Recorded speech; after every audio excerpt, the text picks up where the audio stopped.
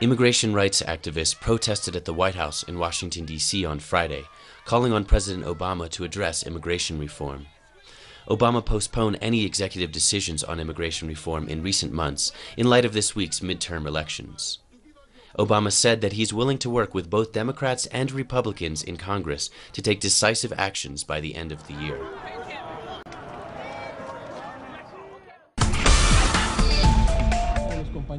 On Friday afternoon, Mexico's Attorney General Jesus Murillo Caram called a press conference declaring that the authorities had new revelations regarding the Ayotzinapa case.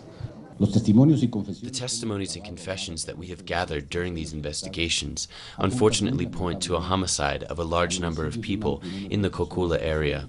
In the search for truth, my obligation is to continue giving the facts of the investigation, and that is why I called this press conference. Meanwhile, classmates of the disappeared 43 Ayotzinapa students paused an assembly held with other youth in solidarity so as to take in the Attorney General's declaration. Their response was not of relief or satisfaction. We can say to you all what any one of the parents might say in this moment, of what they would want. They would say that they want war with the state. It's that simple. The youth urged to maintain the public pressure on the authorities and that they will meet with the parents of the missing so as to define their next steps. Clayton Khan, Telesur, Mexico City.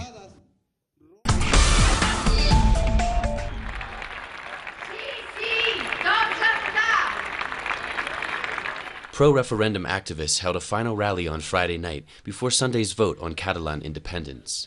Catalonia is going ahead with the planned vote, confirmed regional leader Artur Mas, despite the Constitutional Court's ruling against these elections. A senior Spanish government official warned on Thursday that Catalonia is banned from using public funds to stage this symbolic referendum. Mas announced the symbolic vote after the court also suspended earlier plans for a non-binding referendum on the region's secession this past September. This morning, Gaza witnessed the most horrific night since the end of the Israeli Protective Edge operation on the Gaza Strip. The residents here woke up in different explosions in northern Gaza, in eastern Gaza, in central Gaza. All of these explosions were due to explosives and bombs that were planted in front of homes of Fatah members in the Gaza Strip. 10 Fatah members in the Gaza Strip were targeted and attacked. No casualties were reported. However, this incident caused the division back again on the ground in Gaza.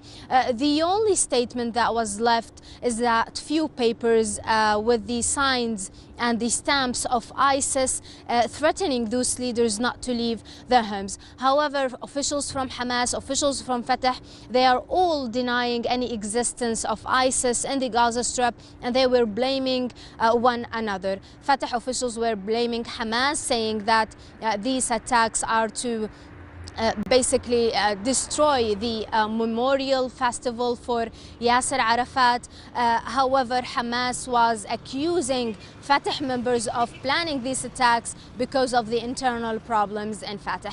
Until now, nothing is obvious. We cannot say who is responsible for these attacks, if it's really other Fatah members or if it's really Hamas or if it's really ISIS. So we are waiting on the investigations in the next few days to know who is really behind these attacks that are threatening basically the unity government in Gaza and in the West Bank. At the same time, in the West Bank, there were a few clashes between the IDF and the Palestinian youth after the Israeli forces stormed again Al-Aqsa Holy Compound in East Jerusalem.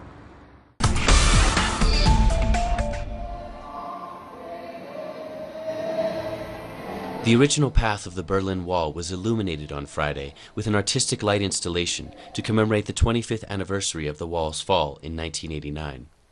Created by Christopher and Mark Bauder, 8,000 white balloons lit up the 15-kilometer path, which once divided the city in one of the most notable symbols of the Cold War. The Lichtgrenze installation will run until Sunday, when the balloons will be released to mark the anniversary of when the wall began to be demolished.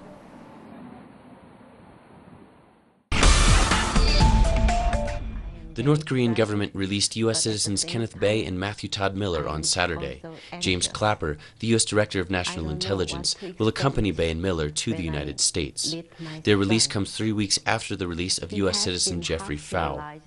Bae was arrested in November of 2012 and sentenced to 15 years of hard labor for crimes against the state. And Miller has been in custody since April this year and sentenced to 6 years of hard labor for an alleged espionage charge. The U.S. government did not disclose more details regarding their release or Clapper's role.